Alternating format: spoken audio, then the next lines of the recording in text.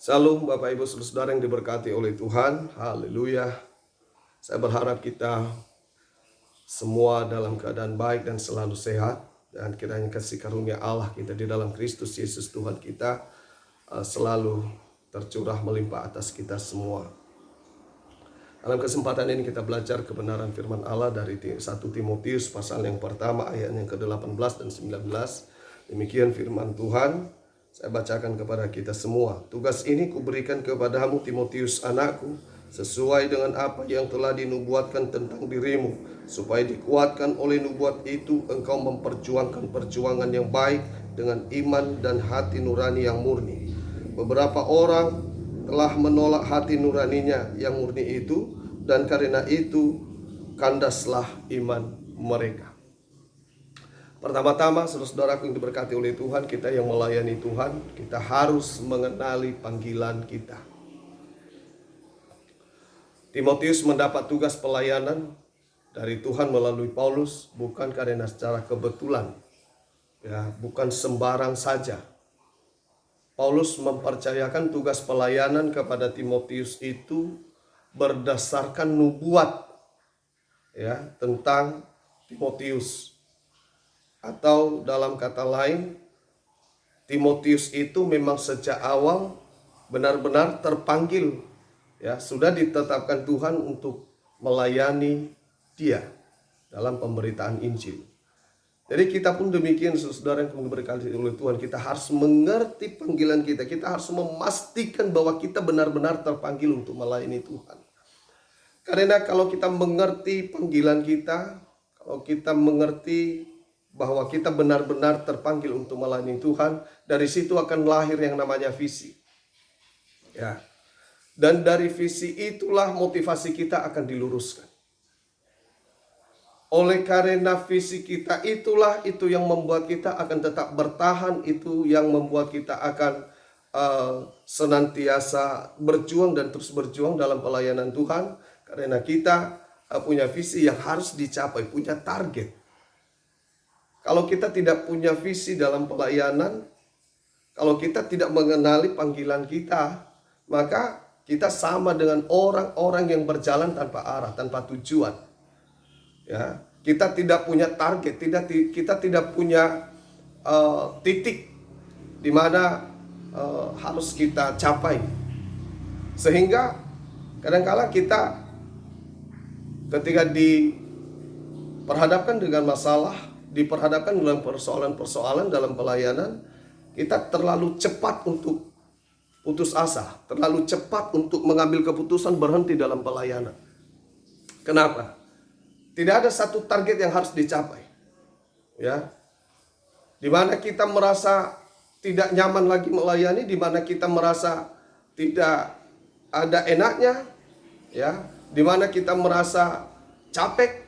Maka mungkin di situ kita akan berkata, sampai di sinilah waktu saya untuk pelayanan. Kenapa? Karena tidak ada target yang harus dicapai, tidak ada visi yang harus dicapai. Saudara yang diberkati oleh Tuhan. Ya, dengan kita punya visi, maka motivasi kita pun diluruskan. Kenapa? Karena motivasi kita hanya satu, untuk mencapai apa yang menjadi visi kita, untuk mewujudkan apa yang menjadi visi kita. Tetapi kalau kita tidak punya visi, kita tidak mengenal panggilan kita, bisa saja motivasi kita salah, melenceng, ya, melenceng dari awal, gampang berubah. Kenapa saudara yang diberkati Tuhan? Karena tidak punya patokan apa yang ada dalam niat kita untuk kita harus capai. Itu yang paling pertama, saudara yang diberkati oleh Tuhan.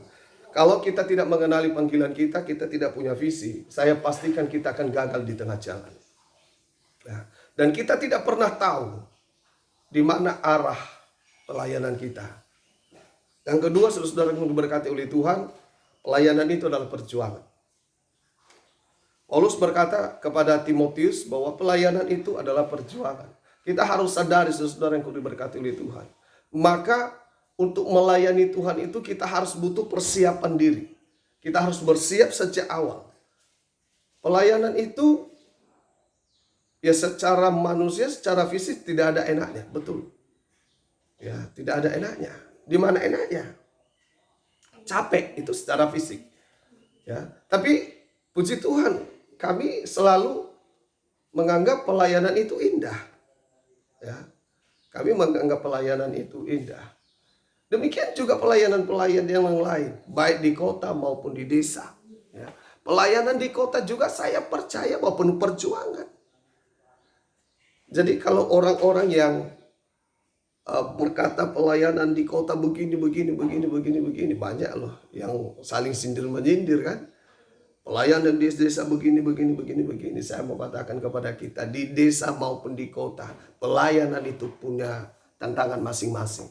Ya, jadi kita harus betul-betul mempersiapkan diri sejak awal bahwa kita begitu terjun dalam pelayanan itu, berarti kita siap terjun berperang, kita siap terjun untuk menaklukkan setiap tantangan-tantangan yang ada. Tidak ada pelayanan yang tidak ada tantangan. Ya. Namun kita yang punya tujuan, kita yang punya arah pelayanan, kita yang punya semangat, kita yang mengerti pelayanan itu, semua yang menjadi tantangan itu, semua yang menjadi masalah-masalah itu akan menjadi indah. Ya, kami selalu berkata indah, pelayanan ini indah, walaupun dalam pandangan orang secara fisik tidak ada indahnya, tidak ada enaknya, tetapi kami selalu berkata indah. Kami selalu menjalaninya sukacita. Loh, indahnya di mana? Saudara-saudara untuk berkati oleh Tuhan. Ya. Indahnya ketika kita menikmati kemenangan demi kemenangan itu. Indahnya ketika kita bisa melewati setiap tantangan itu, bisa menyelesaikan setiap persoalan, menyelesaikan setiap masalah. Ya. Memang selagi kita diperhadapkan dengan suatu tantangan, iya benar. Rasanya sakit, pahit, capek. Tapi ketika kita sudah melewatinya, kita pasti tertawa, dan di situ ada rasa indahnya, di situ rasa manisnya, ya.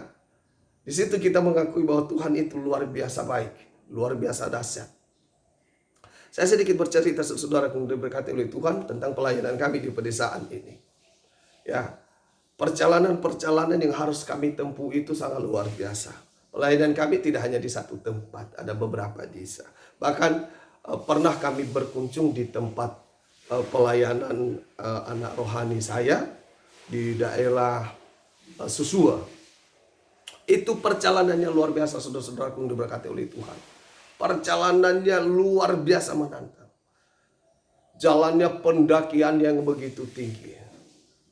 Ya, ada pendakian pasti ada penurunan dong, ya kan? Jalannya licin. Sampai sepeda motor kami itu kami titipkan. Karena memang tidak mampu lagi jalan. Kami harus menempuh perjalanan itu dengan berjalan kaki. Serba salah. Begitu pendakian, motor harus didorong. Penurunan serba salah juga. Mau naik motornya, ya berarti cari mati. Jurang. Mau dituntun motornya, ya kita bisa ikut terbawa. Jalannya licin. Jadi semua rasa tidak enak itu, semua rasa tegang itu di perjalanan itu, ya jadi indah ketika kita semua sudah melewatinya. Ketika sudah balik dari pelayanan sana, kita tertawa. Wah, luar biasa Tuhan, indah sekali. Walaupun tadinya ya kita jantungan. Jadi itulah pelayanan Tuhan. Kita syukuri segala apa yang kita alami. Ya. Kenapa saudara-saudaraku yang diberkati oleh Tuhan? Karena kita mengerti panggilan kita tadi. Kita punya tujuan. Jadi yang membuat kita bersuka cita itu, yang membuat kita merasa indah perjalanan itu, indah pelayanan itu, ya karena satu demi satu tantangan yang kita hadapi itu bisa terlewatkan, kita bisa menang. Dan bukan hanya itu, banyak tantangan-tantangan lain. Bukan hanya di dalam perjalanan pelayanan itu. Masalah-masalah dalam gereja, masalah-masalah dari luar. Belum lagi persoalan-persoalan dalam keluarga. Jadi saudara yang diberkati oleh Tuhan, sadarilah bahwa pelayanan itu adalah perjuangan.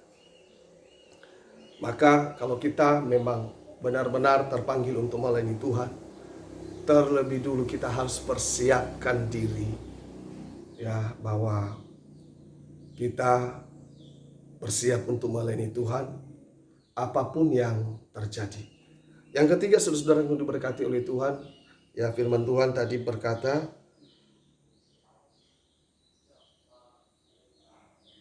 supaya dikuatkan oleh nubuat itu, engkau memperjuangkan perjuangan yang baik dengan iman. Nah, ini dengan iman.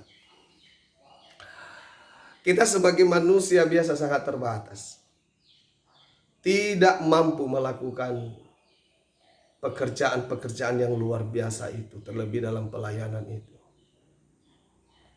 Kita sangat terbatas. Maka dengan itu, saudara-saudara yang diberkati oleh Tuhan, jangan lakukan berdasarkan kekuatan kita sendiri. Pasti gagal. Tapi lakukanlah dengan iman. Ya, berjalan dengan iman. Itu yang kami lakukan selama ini. Itu yang kami jalani. Kalau dengan kekuatan kami sendiri, sampai di mana kami bisa bertahan? Semua kami lakukan dengan iman. Semua kami percayakan semua kepada Tuhan. Kami percaya bahwa janji Tuhan itu akan menyertai kami. Ya kan, firman Allah berkata, aku akan menyertai engkau senantiasa sampai kepada akhir zaman. Maka itu yang kami pegang. Itu yang menjadi kekuatan kami. Kalau dengan kekuatan kami sendiri, sampai di mana coba? Jadi kita semua, saudara-saudara yang diberkati oleh Tuhan, jangan bergantung kepada kekuatan kita sendiri. Kita harus beriman, kita harus pegang setiap janji-janji Tuhan, bahwa Tuhan tidak akan pernah membiarkan kita berjalan sendiri dalam pelayanan ini. Itu yang akan membuat kita mampu melakukan segala sesuatu. Itu yang akan membuat kita bisa mencapai target-target kita, mencapai visi dan misi oleh kekuatan yang daripada Tuhan itu. Jadi saudara-saudara yang diberkati oleh Tuhan, kami dalam pelayanan itu banyak sekali kesaksian-kesaksian, banyak sekali kisah-kisah indah dalam pelayanan yang membuat mata manusia tercengang. Ya, kebanyakan yang kami lakukan itu tidak masuk akal manusia. Jangankan orang lain, bahkan kami sendiri hampir tidak percaya. Ya, hampir tidak percaya semuanya itu bisa kami lakukan. Tetapi oleh karena iman yang ada, oleh karena pengharapan yang kuat di dalam Tuhan, ya Tuhan melakukannya semua. Ya, ada banyak hal-hal yang kami perbuat, kami lakukan, yang sejak awal jangankan orang lain, ya jemaat-jemaat kita juga bahkan hampir tidak percaya, ya tidak masuk akal mereka, ya. Tetapi oleh karena iman, kita percaya, kita berjalan dengan iman, kita berjalan dengan iman. Ya puji Tuhan, pada akhirnya juga orang-orang mengakui bahwa memang Tuhan itu sungguh ada dan sungguh luar biasa. Dan yang terakhir, saudara yang diberkati oleh Tuhan, Paulus berkata dalam firman Tuhan ini tadi, dengan hati yang murni, ya, dengan hati yang murni. Jadi kita dalam pelayanan itu harus punya hati yang murni. Tidak ada embel-embelnya, tidak ada motivasi-motivasi lain. Kita harus benar-benar tulus, kita harus benar-benar sungguh dan benar-benar bersih, murni, ya, dengan hati nurani yang murni. Siapakah kita yang memiliki hati nurani yang murni? Jadi kita butuh penyerahan hidup kepada Tuhan. Untuk menjadi seorang pelayan yang berkenan bagi Tuhan. Untuk melakukan pekerjaan pelayanan Tuhan. Kita harus terlebih dulu menyerahkan hidup kepada Tuhan untuk dimurnikan. Kalau kita tidak menyerahkan hati, menyerahkan hidup kepada Tuhan untuk dimurnikan, mustahil kita bisa memurnikan diri kita sendiri. Mustahil kita bisa memurnikan hidup kita sendiri. Pasti akan ada benih-benih lain di dalam hati. Ya. Ada banyak orang yang pada akhirnya melenceng dari perjalanan pelayanannya, melenceng dari kebenaran, mengikuti jalan sesat karena kenapa? Mengikuti kata hatinya yang dirasuk oleh hal-hal yang buruk, dirasuk oleh iblis, ya. Kenapa saudara yang diberkati oleh Tuhan? Karena tidak sepenuhnya hati ini untuk pelayanan, tidak sepenuhnya hati ini diserahkan kepada Tuhan, menjadi alatnya Tuhan. Jadi saudara-saudaraku yang diberkati oleh Tuhan, ada banyak hal-hal yang bisa menyesatkan pikiran kita. Ada banyak hal-hal yang bisa membuat kita justru jauh, ya, mengikuti jalan yang salah. Sama seperti di ayat yang ke-20 ini dikatakan ada beberapa saudara-saudara kita akhirnya oleh karena mereka menolak hati nurani mereka, kandaslah iman mereka. Pada akhirnya yang tujuan awalnya adalah melakukan pekerjaan yang baik, melakukan pekerjaan pemberitaan Injil, melayani Tuhan, dan rupanya pada akhirnya mereka melakukan pekerjaan-pekerjaan yang tidak disukai oleh Tuhan, yang tidak dikehendaki oleh Tuhan. Saya percaya dan saya berharap kita semua tidak seperti saudara kita ini yang akhirnya melenceng daripada pelayanan. Ya, kita selalu percaya bahwa Tuhan akan selalu bersama dengan kita. Perlu kita ketahui bahwa beberapa hal yang bisa menyesatkan pikiran manusia yang berkobar-kobar menjadi putus asa, yang tadinya di jalan yang benar menjadi berjalan di jalan yang salah. Ya, ada uang bisa menyesatkan pikiran kita, menyesatkan motivasi kita. Motivasi kita itu bisa berubah haluan oleh karena mulai ada rasa cinta akan uang. Jadi saudara-saudara yang diberkati oleh Tuhan, saya mau himbau kita semua, jangan pernah ragukan pemeliharaan Tuhan itu. Jangan pernah ragukan tanggung jawab Tuhan dalam hidup kita. Kami benar-benar mengalaminya, saudara-saudara yang diberkati oleh Tuhan, bahwa kita yang benar-benar mempertaruhkan hidup kepada Tuhan, mempercayakan semua kebutuhan kita kepada Tuhan itu, saya percaya kita tidak akan berkekurangan. Kami sendiri mengalaminya. Bahkan kalaupun kita mengalami masa-masa yang sulit, masa susah, sungguh kita tidak akan pernah merasakan kekurangan. Kita akan tetap merasakan kehidupan yang berkelimpahan, saudara yang diberkati oleh Tuhan. Ya, saya percaya bahwa pemeliharaan Tuhan itu selalu sempurna. Kita jujur, kita akui, ya, bukan hanya hamba Tuhan, bukan hanya pelayan Tuhan. Banyak orang disesatkan oleh satu, itu karena keserakahan, kecintaan akan uang, kekhawatiran. Ya, akhirnya mereka melakukan hal-hal yang tidak benar di hadapan Tuhan karena kekhawatiran itu, karena kecintaan akan uang itu. Saya punya prinsip begini, saudara-saudara yang diberkati oleh Tuhan, dan saya telah menyampaikan kepada beberapa teman, ya, bahwa kalau kita percaya dengan Tuhan itu, percaya bahwa Tuhan itu ada, percaya bahwa Tuhan sanggup memelihara hidup kita, maka dipastikan kita tidak akan pernah ada niat untuk menipu. Pasti. Tetapi sebaliknya, ketika kita sudah mulai menipu, ketika kita sudah mulai khawatir, berarti kita bimbang, kita tidak mengakui kedahsyatan Tuhan itu. Kita tidak percaya bahwa Tuhan itu ada. Ya. Karena kalau kita percaya bahwa Tuhan itu ada, adakah yang diragukan dengan kuasa Tuhan? Adakah yang tidak bisa diperbuat oleh Tuhan? Nah, jadi kalau kita percaya kepada Tuhan, kita tahu bahwa Tuhan itu ada bersama dengan kita, saya pastikan kita tidak berani melakukan hal-hal yang tidak disukai oleh Tuhan. Termasuk di dalam ketidakjujuran, termasuk di dalam penyalahgunaan berkat-berkat Tuhan. Ya. Jadi saudara-saudara yang diberkati oleh Tuhan, kita serahkan hidup kepada Tuhan, biarkan kita dimurnikan oleh Tuhan. Apapun yang diperbuat oleh Tuhan terhadap kita untuk memproses kita dileburkan dengan cara apapun, kita harus serahkan. Saudara-saudara yang diberkati oleh Tuhan, kita pasti, ya, dimurnikan, pasti hasilnya baik, apapun yang diperbuat Tuhan. Mungkin sakit, mungkin tidak bisa diterima oleh